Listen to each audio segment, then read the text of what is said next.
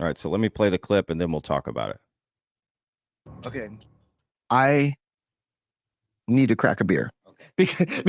Because we're right now, you have now brought up That's where it was risk leading. and threats. Yeah. Okay. You are asking me, and I'm sorry, I feel like a robot right now, but I have been on guard for This is our insurance policy right here. Okay. I've been notified of very specific and direct and detailed threats against my life, as well as against anybody who may have information, assets, or contact with additional whistleblowers or individuals who are aware of this program. So much so that I have taken action through law enforcement. Do you have in place what you might call a dead switch, a system whereby information about this and other matters that we've collected over the years would be disseminated if something were to happen? Okay, I will not mince words. We have had in place for quite some time, unrelated to this story of Immaculate Constellation, that if you or I are removed from the equation, that you have absolute, uncontrolled, catastrophic disclosure of information that would be dangerous to the United States of America, that would be dangerous to global policy, that would be dangerous in many ways. And it benefits everybody to not fuck with journalists doing their job and sanitizing information prior to the good of public knowledge with no harm to the United States of America, putting it out. Secrets, cover-ups, and strange phenomena. There you go, y'all. Link in the description to the full episode. But as far as I understand that, right, let me just steelman that back. Like, what did I hear? What did you hear from that? I heard that if something were to happen to George and Jeremy, that they have some information that would go out, specifically Jeremy, right, to the public, right? This, what they call a dead man switch, right? And I remember we talked about this in our Discord. I was asking, are there any real world examples of dead man switches? Like, show me in history a dead man switch that got released, right? And nobody could think of one. So maybe if somebody could let me know, because I find that interesting. Has that ever happened in history somewhere? I would like to know. That's interesting, but scary, right? If Jeremy and George are getting like death threats and serious threats, of course that is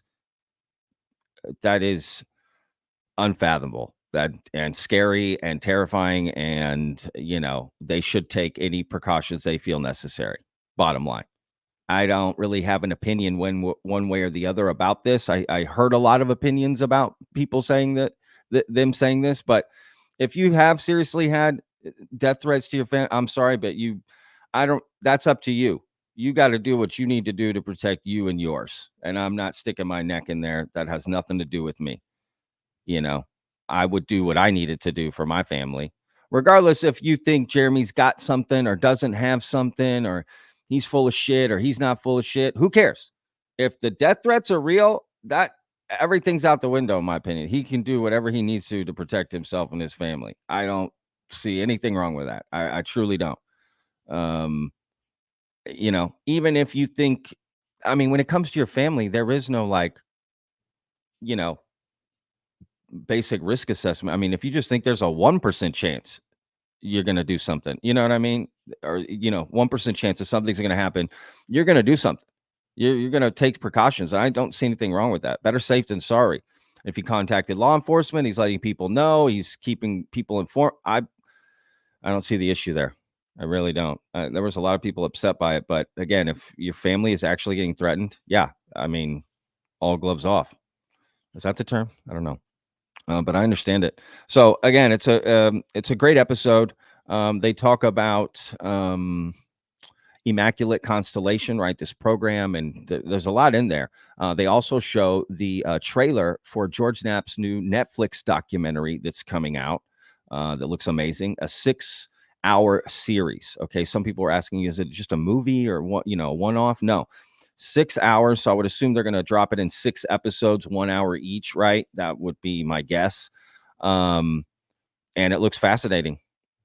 Looks absolutely fascinating. I recommend you go watch the trailer, because in the trailer, and I'm going to save it, I'm not going to show it to you here because I don't have it pulled up, but there's an image they show quickly for like a split second, not less than a second, of this like UFO photo that no one had ever seen. This image that no one had ever seen. Is it a video? Is it a photo? I don't know, but it looks crazy. You'll see there's trees. It's like in a clearing, and right above the trees, there's this black, uneven shaped UFO. Right. It's but it's broad daylight. It's crazy looking, I will admit. But nobody knows, is that a reenactment like video photo, or is that an actual one that hasn't been released? Because there is supposedly going to be brand new footage released in this Netflix show with George Knapp, which, by the way, George deserves a Netflix show a long time ago. That guy should have had a Netflix show a long time ago looking into this. I hope he comes back for a season 2. He deserves to have one. He's a perfect guy to go out there and look into. Again, he can report on it. You decide what to believe or not. You decide. Up to you.